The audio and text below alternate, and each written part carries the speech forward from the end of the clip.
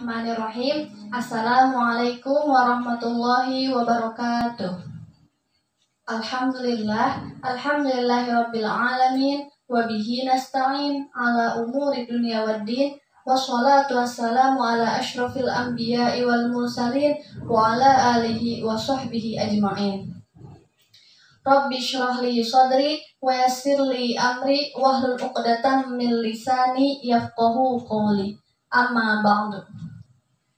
Pertama-tama, marilah kita panjatkan kepada Allah yang Maha Ghafur yang telah memberikan kita nikmat yang tidak terukur. Salawat dan salam semoga tercurah limpahkan kepada Habibana wa Nabiyana wa Maulana Muhammad sallallahu alaihi wasallam. Kepada keluarganya, sahabatnya, mudah-mudahan sampai kepada kita selaku umatnya. Amin, amin ya rabbal alamin. Hadirin yang dirahmati Allah, dalam kesempatan kali ini kita akan sama-sama belajar tentang bahaya marah dan cara mengatasinya. Marah merupakan bentuk ekspresi manusia untuk melampiaskan ketidaksukaan, kekecewaan, atau kesalahan karena terjadi gejolak emosional. Dalam hal ini, marah dibagi menjadi dua kategori, yaitu marah yang bersifat positif dan marah yang bersifat negatif. Marah yang bersifat positif adalah marah yang masih terkendalikan oleh akal sehat. Sedangkan marah yang bersifat negatif adalah marah yang tidak terkendalikan oleh akal sehat. Merupakan bagian dari emosi dasar manusia. Emosi dalam pemakaian sehari-hari mengacu pada ketegangan seseorang akibat dari kemarahan yang tinggi. Seseorang yang memecahkan gelas karena merasa harga dirinya dilecehkan oleh orang lain dapat dikategorikan orang yang berada dalam keadaan emosional. Dengan kata lain, ketika seseorang berubah raut muka, bahasa, tingkah laku karena marah, biasanya diingatkan untuk tidak bertindak emosional. Imam An-Nawawi mendefinisikan marah dalam segi ilmu tasawuf, bahwa marah merupakan tekanan hawa nafsu yang berasal dari hati dialirkan ke wajah, yang menimbulkan kebencian terhadap seseorang.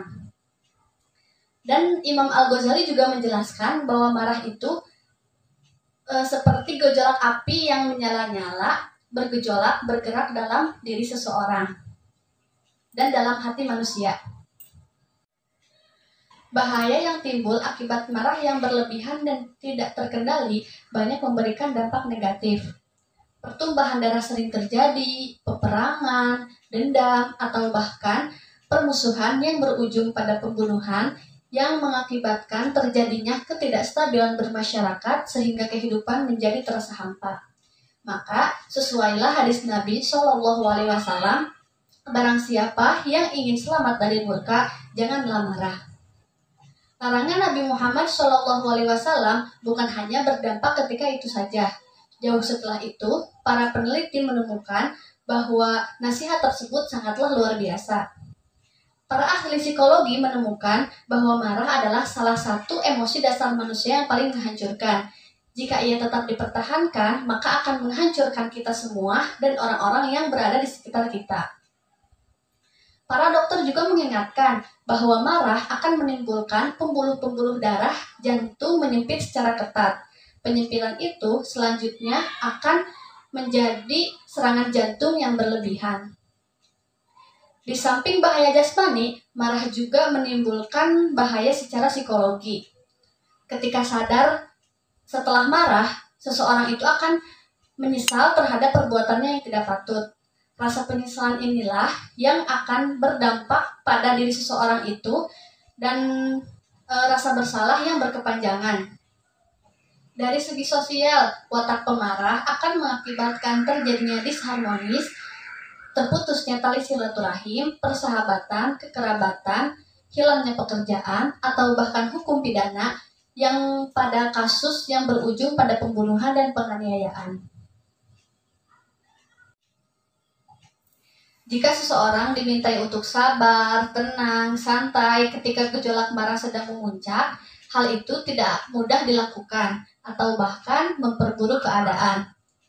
Berpindah ke posisi tenang saat gejolak muncul sangat sulit juga dilakukan karena akan menentang seluruh respon fisiologi yang ada sejak lahir. Manusia sebagai makhluk yang punya hawa nafsu tidak akan lepas dari yang namanya marah. Tetapi Islam sebagai agama rahmatan lil alamin mengajarkan kita untuk bisa mengendalikan amarah tersebut. Bahkan mengubah energi negatifnya menjadi energi positif. Oleh karena itu, kita harus bisa mengendalikan amarah tersebut. Adapun cara mengatasi amarah, yang pertama adalah membaca isti'adzah, yaitu a'udzubillahi minasyaitonirrajim. Kita berlindung kepada Allah dari godaan syaitan. Ketika membaca isti'adzah itu tidak mempan, yang artinya kita masih marah, maka kita ubahlah posisi. Jika kita dalam keadaan berdiri, maka duduklah. Jika duduk masih marah, maka berbaringlah.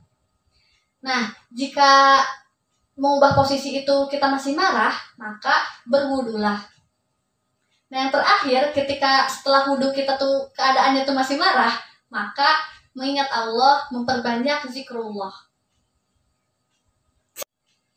Sesungguhnya, jika hati manusia senantiasa mengingat Allah, maka hati akan terang, sehingga otak dan akal tidak akan mudah dikuasai oleh amarah. Cukup sekian dari saya. Wallahu a'lam. Wallahul muwaffiq ila aqwamit thoriq. Wassalamualaikum warahmatullahi wabarakatuh.